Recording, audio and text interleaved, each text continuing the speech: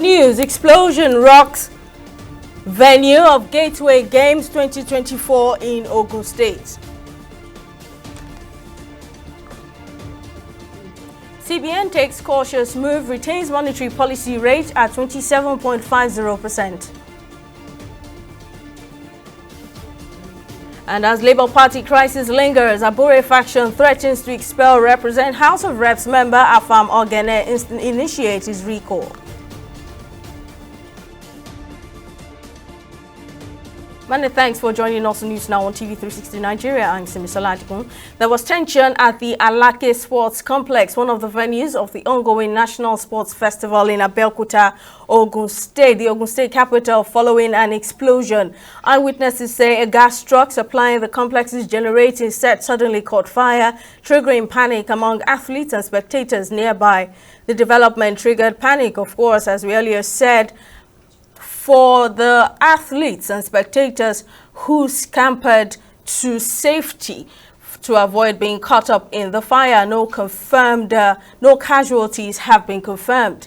Let's hear more details of the incidents from our sports correspondent, Mudashiru Shitu, who is in Ogun State. Mudashiru, what can you tell us about this gas explosion? What exactly caused this gas explosion, and were there any serious damages? Thank you very much, Simi. There's not a serious damages. Information getting to us is the fact that a petrol tanker from who came to disburse fell at the Alake Sports Center, was actually in the center where the sport activity was going on. At the process of fueling the generator set that powers the complex, there was a little bit of explosion, which caused about a fear around those in that vicinity. So as we speak right now, there's nothing to show any casualty or any issues, and the authorities have actually put this incident in place and in check. But it was something that caused fear amongst athletes, spectators, and a lot of people at the Alake Sports Center. Now, we hear that emergency responders are on ground to contain the situation. How is that going? Yes, they're trying to every other thing in control from what we can, information we can get. And in the media center, it was that the state government and the MOC are putting everything under control as we speak. And information coming from the media center is that there's no need to panic, that it's just accidental. Thank you very much, Mudashiru Shitu, for the update. Thank you very much, Simi. That was our correspondent in Ogun State giving us details on the explosion that rocked one of the venues of the ongoing Gateway Games in Ogun State. Moving on, operatives of the Department of State Services DSS have arrested an alleged kidnap kingpin, Sonny Galadi, at the Sultan Abubakar International Airport in Sokoto as he attempted to board a flight to Saudi Arabia for the 2025 Hajj pilgrimage. Galadi was apprehended at the Hajj terminal during a routine screening exercise ahead of his departure. Also confirming the arrest, a top official of the Sokoto State Pilgrims Welfare Agency, Farouk Umar, clarified that the suspect was not part of the Sokoto pilgrims. Umar explained that the DSS screening is part of a broader agreement with state pilgrim agencies to ensure a secure environment for the Hajj operations. The arrest of Galadima comes less than 24 hours after another kidnap kingpin who had been declared wanted for alleged involvement in high-profile kidnappings across Kogi State and Abuja was apprehended at the Hajj camp in Abuja. For the second consecutive time this year, the Central Bank of Nigeria, CBN, has retained the monetary policy rate, which benchmarks interest rates in the country at 27.50%.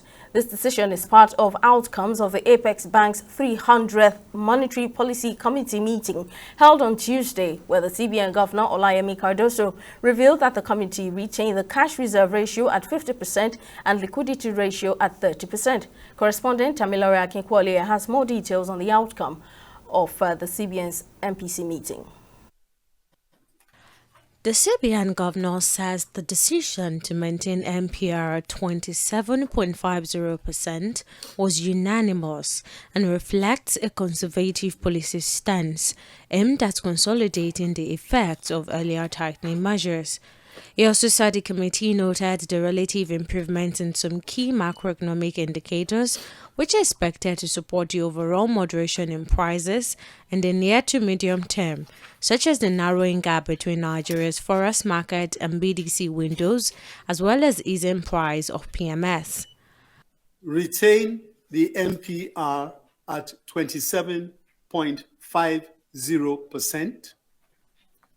Two, retain the asymmetric corridor around the MPR at plus 500 to minus 100 basis points.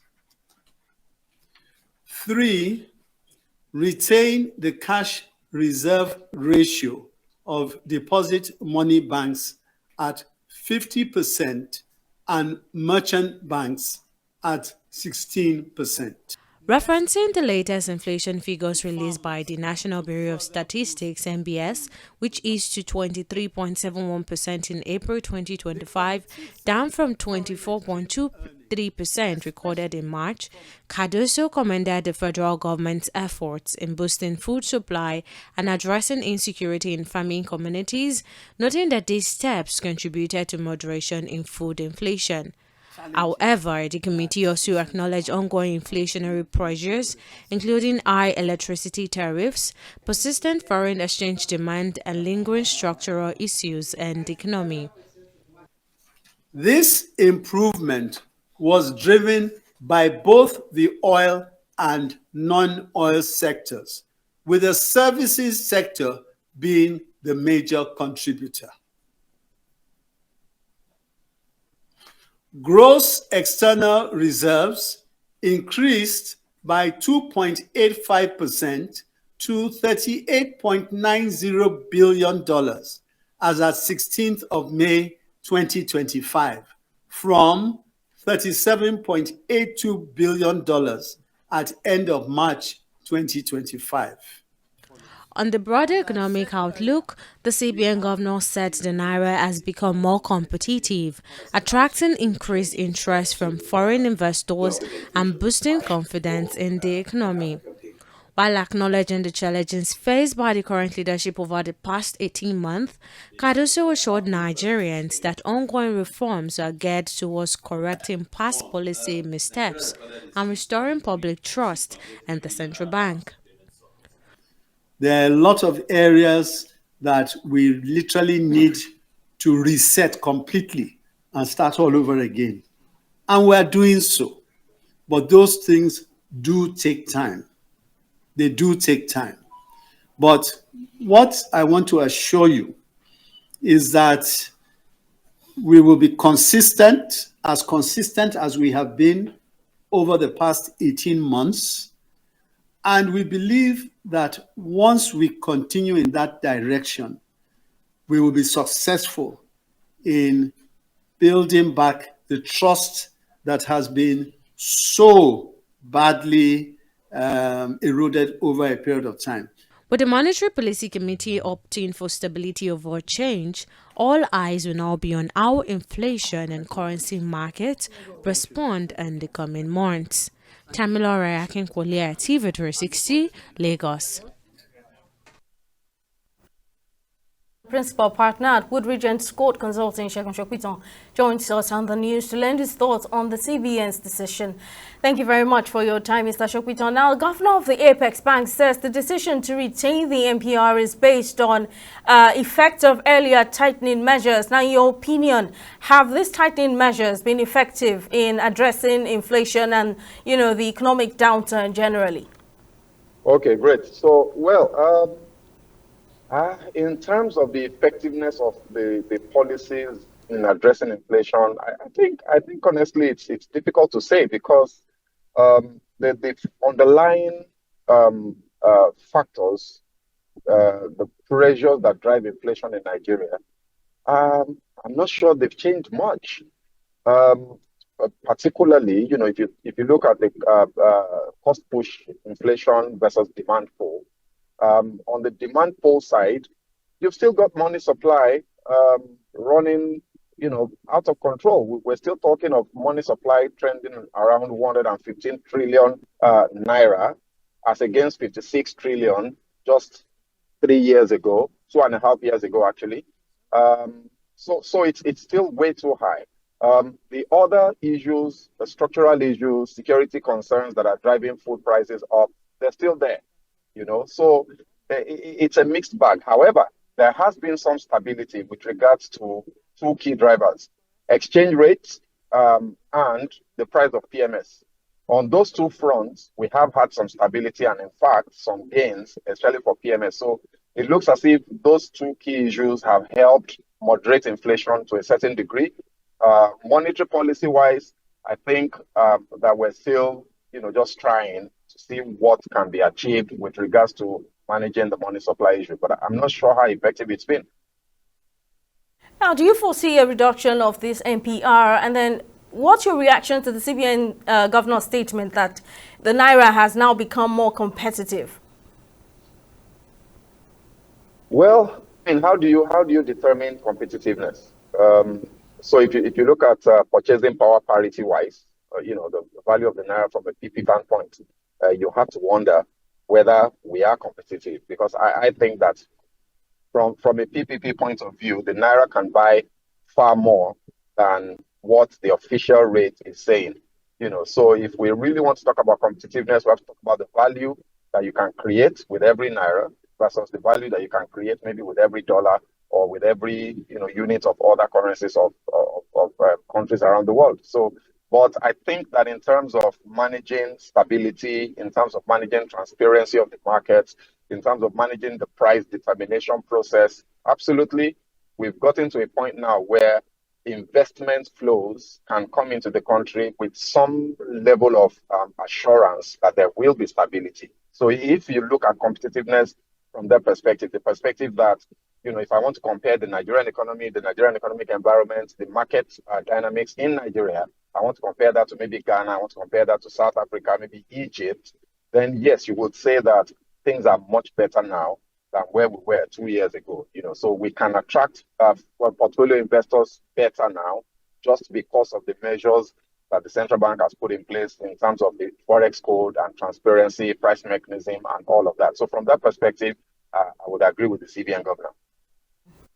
Economic expert and principal partner at Woodridge and Scott Consulting. Thank you very much for your contribution as always. Following the crisis that disrupted the conduct of the recent Unified Tertiary Matriculation Examination, the House of Representatives Committee on Basic Education Examination Bodies has called for an independent investigation into possible human errors. Speaking at a World Press Conference in Abuja on Tuesday, Chairman of the committee, Honorable Ofoji Oboku, said the committee is working closely with the Joint Admissions and Matriculation Board, JAMB, on critical reforms aimed at restoring the credibility of the examination process. According to him, one of the key measures under consideration is the deployment of independent monitors across all 6 geopolitical zones to ensure transparency and accountability in future UTME exercises. The lawmaker commended JAMB Registrar Professor Ishak Oloyede for his transparency and public apology, but maintained that the errors were entirely avoidable and pointed to institutional failure. We sincerely apologize on behalf of the examination body JAMB to all Nigerians. The committee recognizes the courage and sincerity of JAMB Registrar Professor Ishak Oloyede for accepting the fault on behalf of his team and apologizing to the parents, candidates, and the nation in general. However, this human error were avoidable because it was out of negligence by JAMB. The committee also appreciates the eagerness, the determination of Nigerian students in pursuing their education to improve the future of our country. JAMB has consistently made effort throughout the examination process from registration to the release of result. Unfortunately, error which can arise unexpectedly occur this time. I would like to state unequivocally that the members of the National Assembly share this concern and extend their apologies to Nigerian public. We also call for an independent and thorough investigation into this matter. The committee has been making suggestions for reform to set a high standard in expertise in collaboration with JAM across the 6 geopolitical zones. To monitor this very important examination to avoid similar occurrence in the future. The movement towards accountability is not in the future, it is now. The government and the country, the educational system, which is a cornerstone of our future, cannot withstand another scandal. As the leadership crisis in the Labour Party lingers, the Julius Abure faction has threatened to expel its member in the House of Representatives, Afam Ogene, and initiate a recall process against him. In a statement issued on Tuesday, the party's National Publicity Secretary, Obiora Ifo, accused Ogene of poor performance as a lawmaker elected on the platform of the Labour Party. He also claimed that Ogene had attempted to cyber-bully the Attorney General, the police, and the leadership of the party in what he said was clearly a political matter.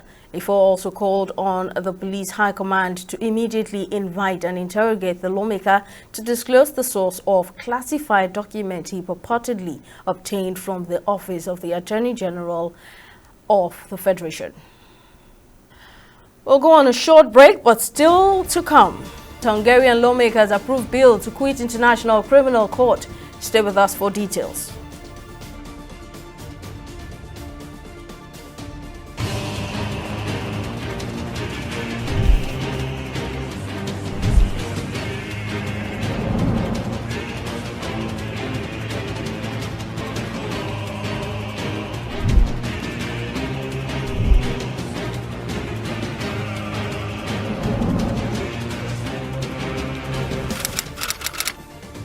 Welcome back. Let's take you through our main stories.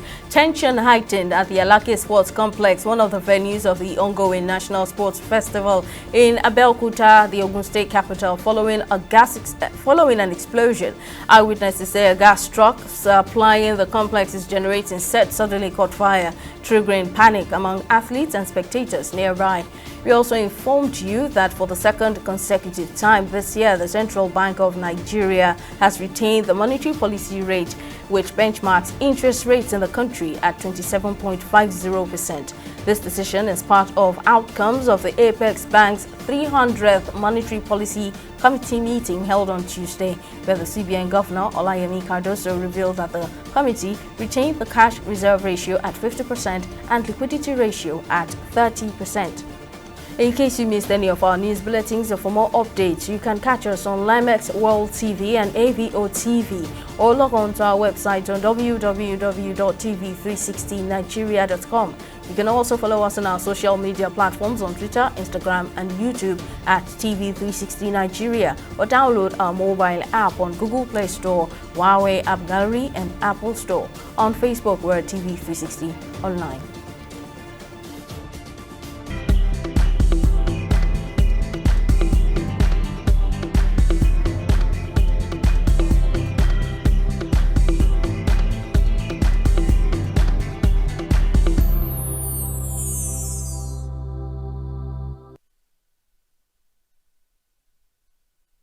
Let's join Tamilore Akinkuolie for the latest in the world of business. Over to you, Tamilore. Thank you, Simi. Hello and welcome to Business News. Now, the federal government and Lagos state government have called for investment in production of local goods as well as consumption of made-in-Nigerian products to boost small and medium enterprises in the country. Speaking at the 16th meeting of the National Council on Industry, Trade and Investment, organized by the Federal Ministry of Industry, Trade and Investment, the Lagos State Commission Commissioner for Commerce, Cooperatives, Trade and Investment highlights the urgent need to diversify the country's economy from over-reliance on oil. Now, TV360's correspondent Victoria Konde completes the story in this next report. Recent global shifts in energy policies, coupled with declining oil demand and volatile crude prices, have underscored the urgent need for Nigeria to reduce its reliance on oil revenues. At the state level, the Lagos state government says it is already making efforts at creating an enabling environment that will attract investment, support industrial growth, and empower businesses to thrive. While advocating more investment in producing local goods and consuming them rather than relying on importation of foreign goods, the Lagos State Commissioner for Commerce, Cooperatives, Trade and Investment, Folashade Ambrose, urges both federal and state governments to explore new markets, unlock the potential of the country's youthful population, and embrace the digital economy as a catalyst for industrial and trade expansion. Strategy is rooted in two far-reaching frameworks. One, the proposed Lagos State Industrial Policy, LSIP, 2025 to 2030, which redefines industrialization as a deliberate, inclusive, and technological-driven enterprise focused on local value addition, manufacturing excellence, and green industrial growth. In his address, the Permanent Secretary, Ministry of Industry, Trade and Investment, says Nigeria must swiftly implement necessary measures to diversify its economy.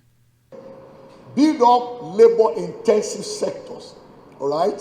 And of course, produce locally for domestic consumer market. I made a reference earlier on that economic activities are in three planks: production, consumption, then exchange or trade in between. Now, my recommendation with respect to production is that we should look at what India did. India began to promote a concept. They called it Make in India. Not made, Make in India. Which speaks to the fact that we make our geography conducive to manufacturers to produce within India. Now, the same thing can be done by every subnational. Other speakers urged the governments to adopt policies that will make Nigeria's manufacturing sector conducive for both local and international manufacturers. Studies have indicated that flexible work hour arrangements within the clusters, and that's what our study shows, have led to improved employee performance and retention, highlighting the importance of adaptive human resource practices in manufacturing setting. However, like I said, challenges such as infrastructure deficit and overregulation by government agencies, 3 tiers of government agencies, persistently result in suboptimal performance. I move to another part of the country, Aba manufacturing cluster. The Aba policy measures and reducing bureaucratic hurdles are essential to create a more attractive environment for businesses within these clusters.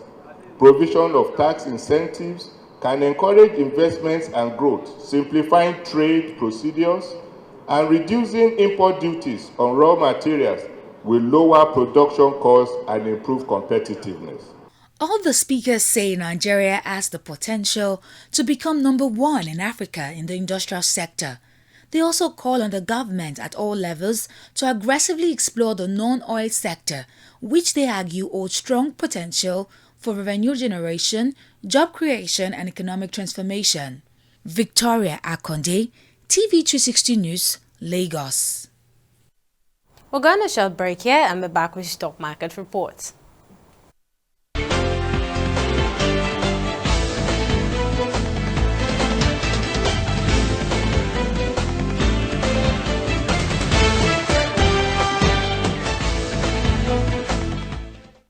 Now, Nigeria's equities market saw a modest rebound on Tuesday, gaining 0.03% or approximately 20 billion naira in market value, as previously cautious investors returned to buying mode following the outcome of the central bank's 300th Monetary Policy Committee meeting held from May 19 to 20th. Now, the closing of trade on the Nigerian Exchange Limited All-Share Index edged higher alongside market capitalization, was settled at 68.965 trillion naira. The slight uptick in performance was driven by investors' interest in blue-chip stocks, most notably Nestle Nigeria PLC, whose share price surged from 1,331 naira to 1,464 naira 10 kobo, an impressive gain of 133 naira 10 kobo. Now, Triple G and Co. also followed closely, posting gains, rising from 2 naira to 2 naira 20 kobo per share.